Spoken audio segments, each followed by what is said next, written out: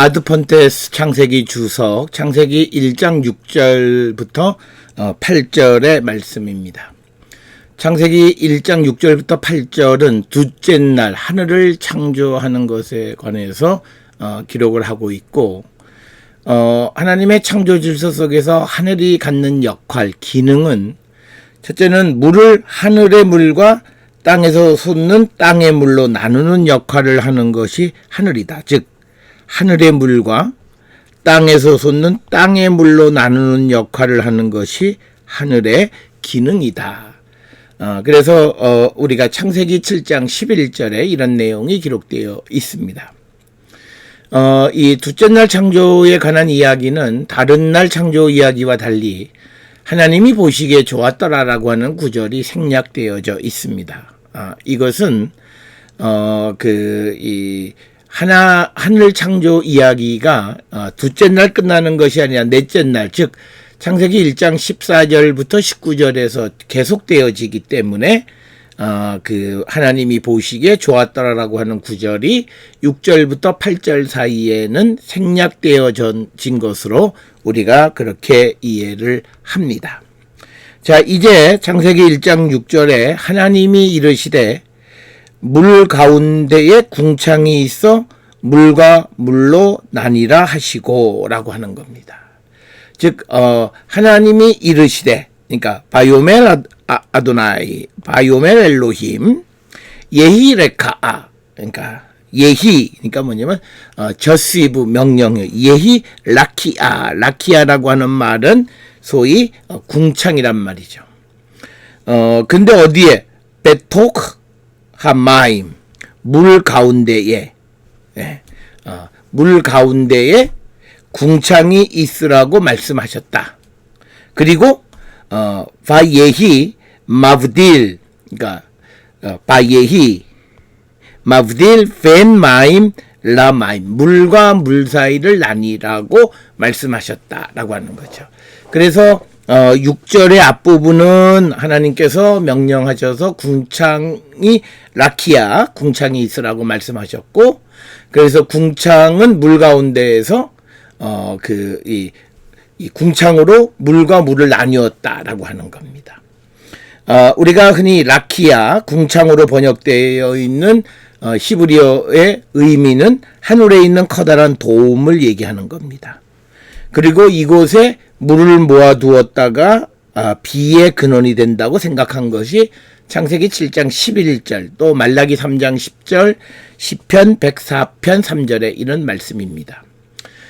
우리가 라키아라고 하는 단어는 히브리어 동사 라키아, 그러니까 라카, 이 라카는 펼치다라는 뜻입니다. 그런 라카에서 유래가 됐고, 라키아는 천막이나 금속처럼 펼치거나 해머로 이렇게 늘리는 거, 이런 것을 라키아다, 이렇게 부릅니다. 따라서 우리가 잘 아는 욥기 37장 18절에서 궁창을 구름장들을 두들겨 넓게 만들어 녹여 부어 만든 거울같이 단단하게라는 표현이 바로 이 라키아, 즉 라카에서 유래된 궁창에 대해서 잘 설명하고 있다. 그리고 또 예레미야 10장 12절이나 51장 15절에서 하늘들을 펴셨다라고 하는 거죠. 이것도 라카, 즉 거기에서 펴서 만든 라키아에서 유래가 되어졌다. 그래서 창세기 1장 6절에서는 하나님께서 물 가운데 궁창을 만드셔서 물과 물을 나누게 하셨다라고 하는 겁니다. 그 다음에 이제 조금 더 부연 설명하는 게 7절입니다. 하늘이 궁창을 만드사 궁창 아래의 물과 궁창 위의 물로 나뉘게 하시니 그대로 되었다라고 하는 거죠. 즉 그러니까 물 가운데 궁창을 만들어서 물과 물을 나뉘었는데 궁창 아래의 물과 궁창 위의 물을 나누게 했다. 그래서 7절은 6절에 궁창을 만들고 물을 나눈 것에 대해서 좀 더 구체적으로 묘사하는 내용이 되겠습니다. 이처럼 우리가 궁창을 기준으로 궁창 위의 물, 궁창 아래의 물로 나뉘는 것은 잠언 8장 27절, 29절에 자세히 설명되어 있습니다. 잠언 8장 27절부터 29절에 그가 하늘을 지으시며 궁창을 해면에 두르실 때에 내가 거기 있었고 그가 위로 구름 하늘을 견고하게 하시며 바다의 샘들을 힘있게 하시며 바다의 한계를 정하여 물이 명령을 거스르지 못하게 하시며 또 땅의 기초를 정하실 때 이렇게 해서 그 궁창을 통해서 궁창 위의 물, 궁창 아래의 물로 이렇게 나뉘는 모습에 대해서 자세히 기록이 되어져 있습니다. 자, 그러면서 8절에서 이제 하나님이 궁창을 하늘이라고 부르셨고 그리고 저녁이 되고 아침이 되니 둘째 날이다 이렇게. 그래서 8절에 의하면 하늘이라고 부르는 것은 궁창을 의미하는 것이다. 이렇게 우리가 이해할 수 있고요. 앞에서 말씀드렸던 것처럼 하나님이 궁창을 하늘이라 부르시니라. 그리고 여기에 첫째 날처럼 보신이 좋았더라라고 하는 구절이 들어있어야 되는데 생략이 되어 있다. 왜냐하면 이 둘째 날에 대한 창조 이야기가 이제 그 넷째 날에서 완성되어지기 때문이다라고 하는 겁니다. 이 궁창을 만든 다음에 이제 이사야 40장 22절에 의하면 하나님은 땅 위에 있는 궁창에 앉아 계시는 분이다. 이렇게 묘사가 되어져 있습니다. 그렇기 때문에 우리가 하늘은 하나님이 앉아 계신 곳, 하나님이 앉아 계신 곳이다. 이렇게 우리가 부를 수 있고 또 하늘 위에 물이 있는 곳에 그 하늘, 궁창 이렇게 해서 우리가 하늘을 셋으로 나누는 3층 천이다. 이렇게 우리가 부를 수 있고 이 화면에 나와 있는 그림에 보게 되면 조금 확대하면 이렇게 되어집니다.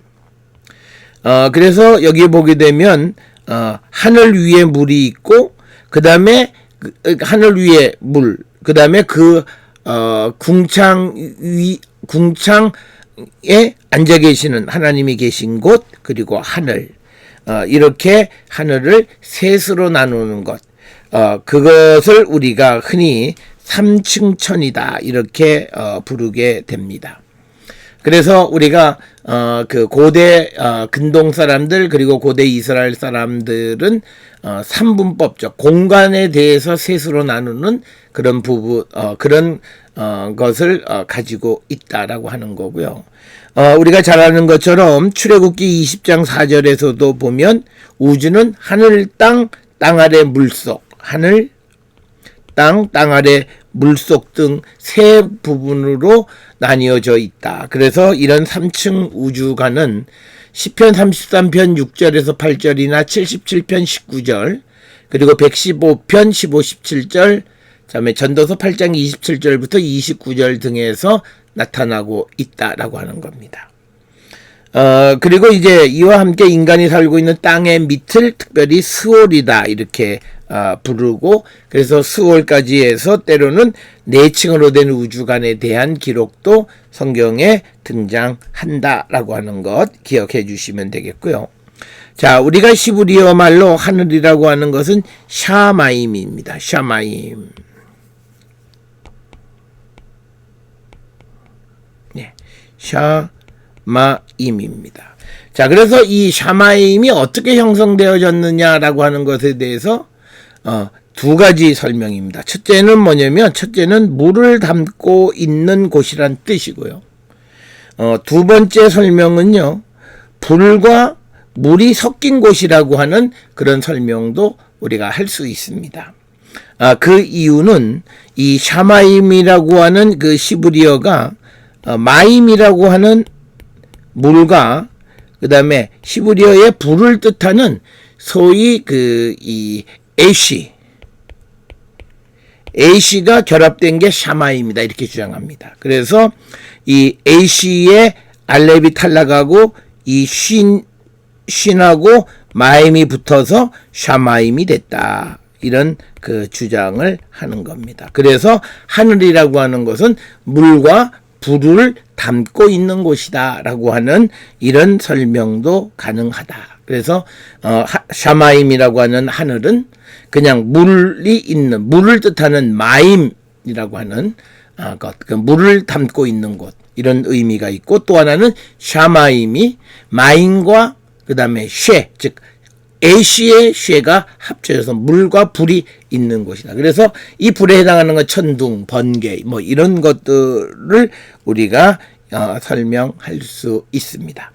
자, 그래서 창세기 1장 6절로부터 8절까지에서는 궁창, 하늘을 만드시는 것에 대해서 기록을 하고 있고, 그 다음에 이 하늘을 만드는 6절, 7절, 8절에서 고대 이스라엘의 세계관, 특히 공간을 세 부분으로 나뉘는 3층 천의 모습을 살펴볼 수 있는 것이 창세기 1장 6, 7, 8절의 말씀이 되겠습니다. 아드폰데스 창세기 주석, 창세기 1장 9절에서 13절의 말씀이 되겠습니다. 창세기 1장 9절부터 13절의 말씀은 셋째 날의 창조에 관한 것으로서 이 창조의 이야기들은 주로 둘째 날에 완성되지 않은 물에 대한 창조의 완성, 그리고 땅의 각종 식물들을 만드는 이야기로 구성이 되어 있는 것이 창세기 1장 9절부터 13절의 말씀이 되겠습니다. 자, 9절에서도 하나님이 이르시되, 그러니까 히브리어로는 바이오멜 엘로힘, 하나님이 이르시되 천하의 물을 한 곳에 모으고 묻이 드러나니라 하시니 그대로 되니라. 이 말씀입니다. 그래서 하나님께서 이제 명령하신 것은 뭐냐면 천하의 물을 한 곳으로 모으셔서 묻이 드러나라고 말씀하셨다라고 하는 겁니다. 그러니까 물에서부터 땅이 묻이 형성됐다라고 하는 겁니다. 그래서 물에서부터 묻이 형성되었음을 설명하는데, 이런 설명은 우리가 욥기 38장 8절에서 11절이나 시편 33편 7절, 136편 6절, 예레미야 5장 22, 그리고 베드로후서 3장 5절 등에서도 나타납니다. 그래서 우리가 이 구절을 우리가 직역하면 하나님께서 하늘 아래 물을 한 곳에 모으시고 마른 땅이 나타날 것이다 라고 말씀하셨다.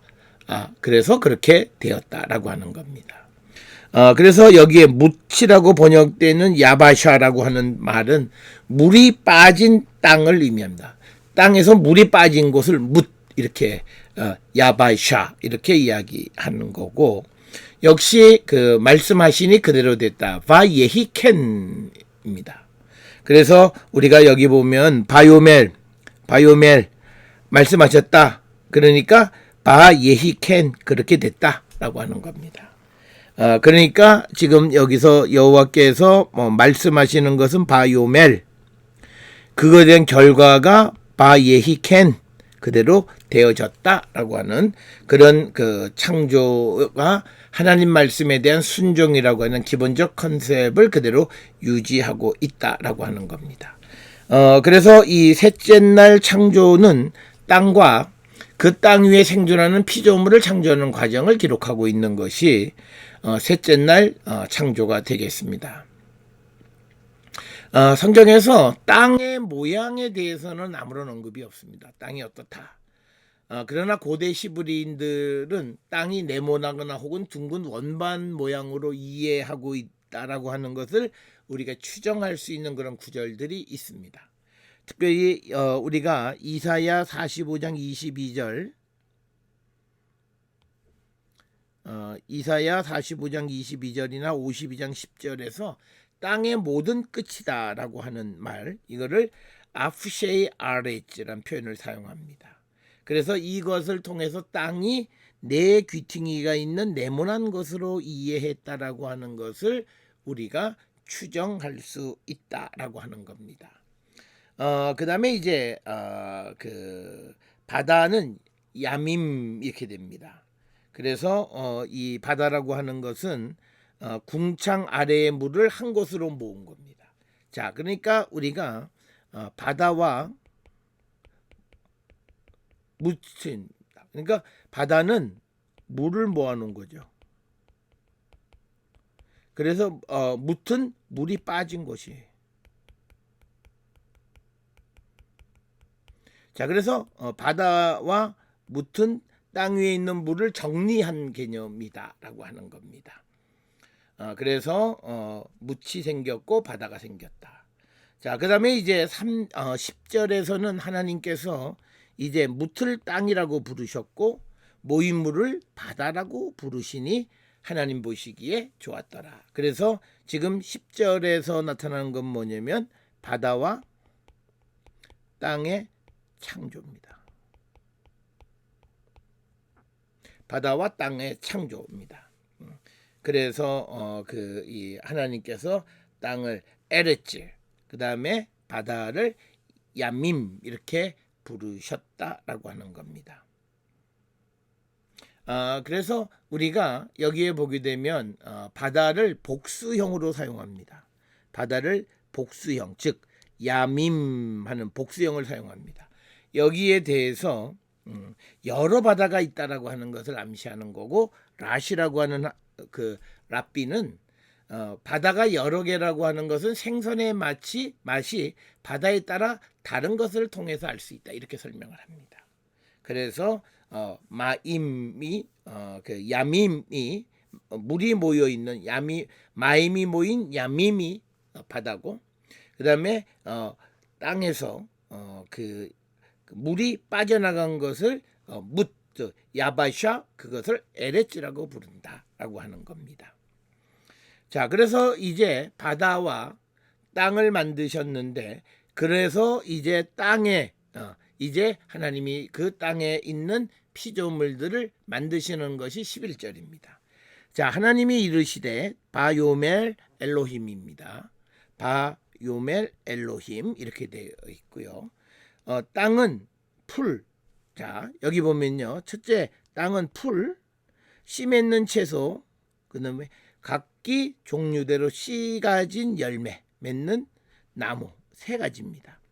자, 그래서 우리가 삼분법적 사고라고 하는 것은 무엇을 나열할 때에도 보면 세 종류, 풀, 채소, 그다음에 나무, 이렇게 세 종류로 나뉘는 것을 볼 수 있고, 앞에서 우리가 삼층천, 하나님 계신 곳, 궁창 위, 그다음에 하늘, 뭐 이렇게 셋으로 나뉘는 것들을 통해서 우리가 볼 수가 있습니다. 그래서 땅에는 풀과 채소와 씨 맺는 채소, 풀, 그리고 씨 맺는 채소, 그 다음에 씨 가진 열매 맺는 나무 등 세 종류를 창조하셨다. 그래서 말씀하시니 그대로 되었다라고 하는 겁니다. 그 다음에 여기서 이제 우리가 그 종류대로라고 하는 표현입니다. 민 이런 거죠. 종류대로. 오늘날 이야기하면 종이라고 하는 것으로 이해할 수 있다, 이렇게 주장하기도 합니다. 그러나 우리가 이 종이라고 하는 것, 우리가 시브리 말로 민이 정말 영어의 종을 의미하는 거냐, 정확하게는 알 수가 없다라고 하는 겁니다. 그래서 땅에 풀 씨 맺는 채소, 씨 가진 열매 맺는 나무 등을 만들었다. 그래서 이 풀이라고 하는 건 에쉐불은 인간과 동물에 필요한 모든 식물을 나타내는 광의적인 용어가 풀입니다. 그리고 풀을 뜻하는 시브리어 대쉐는 아주 포괄적인 용어고, 그 다음에 이것이 채소와 나무로 구성이 되어 있다. 그래서 채소는 씨를 바깥에 포함하고 있으나 나무는 열매 안에 씨를 포함하고 있는 차이. 그러니까 우리가 채소라고 하는 것은 씨를 바깥에, 그리고 나무는 씨를 열매 안에 포함하고 있는 것, 이렇게 우리가 나눌 수 있다라고 하는 겁니다. 자, 그래서 하나님께서 땅에 데시에와 에시에브를 만들고 그 다음에 에츠를 만드셨다라고 하는 겁니다. 자, 그 다음에 12절은 땅이 풀과 각기 종류대로 씨 맺는 채소, 각기 종류대로 씨 가진 열매 맺는 나무를 내니 하나님 보시기에 좋았더라. 그래서 여기서 본 땅에는 풀이라고 하는 것은 대시에, 그 다음에 또 씨 맺는 채소인 에세브, 또 그 다음에 씨 가진 열매 맺는 나무인 소위 H 이렇게 세 종류 있다. 풀, 대쉐, 그 다음에 채소, 에쉐브, 그리고 나무 H 세 종류. 그래서 하나님 보시기에 좋았더라라고 기록이 되어 있고, 그 다음에 13절에 창조를 마무리 지을 때 늘 사용하는 표현입니다. 저녁이 되고 아침이 되니 셋째 날이더라. 상투적인 표현이고 날만 달라진 것입니다. 그래서 셋째 날까지 창조를 색으로 보면 7가지 색을 완성한 거죠. 황금빛, 노란 색의 태양, 낮과 밤을 상징하는 흰색과 검은색, 그다음에 하늘과 바다의 파란색, 식물의 초록색, 그리고 붉은 빛의 사람 등 이렇게 해서 한 7가지 색상으로 창조의 색을 표현하면 그렇게 나타낼 수 있다라고 하는 겁니다. 그래서 창세기 1장 9절부터 13절은 셋째 날 창조의 이야기. 그래서 땅이 먼저 하나님께서 무태에서 무틀 에레츠라고 그러고, 그 다음에 바다를 야밈이라고 그러고, 땅에다가 이제 세 종류, 대쉐, 채소, 그 다음에 에쉐브, 그 다음에 에츠, 세 가지 종류를 나게 하셨다라고 하는 것. 그것이 오늘 제 셋째 날의 창조의 이야기가 되겠습니다.